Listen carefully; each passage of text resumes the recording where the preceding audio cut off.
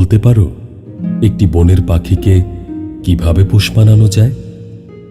হ্যাঁ, এই পৃথিবীতে শুধু একটি শক্তি আছে যা দিয়ে তুমি একটি বুনো পাখিকেও পোষ মানাতে পারবে, আর তা হচ্ছে মায়া। পাখিটিকে তুমি যত্ন আর মায়া দাও, দেখবে একসময় সেই বুনো পাখিটি তোমাকে ছেড়ে যাবে না, মায়ায় বাঁধা পড়ে যাবে।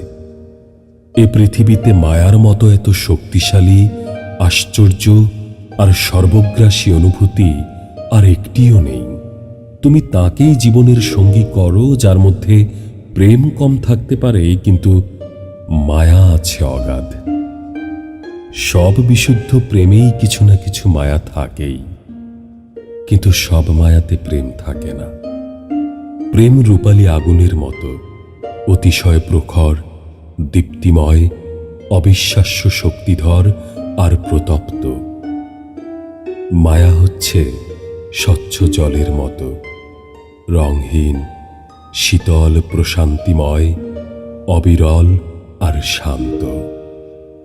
প্রেম কামজ। প্রতিটা বিশুদ্ধ প্রেমেরই জন্ম হয় কাম থেকে।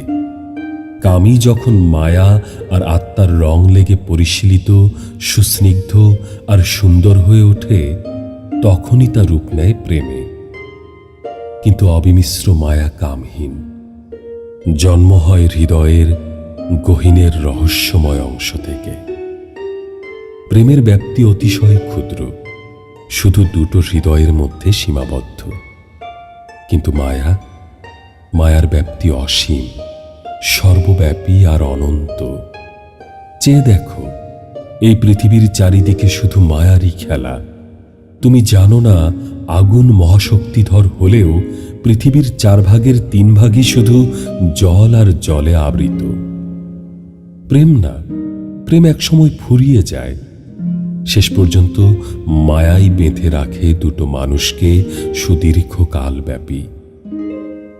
প্রেম না পাওয়া থেকে উদ্ভূত কষ্ট ক্ষণস্থায়ী, কিন্তু মায়া থেকে উদ্ভূত কষ্ট কখনো ফুরায় না।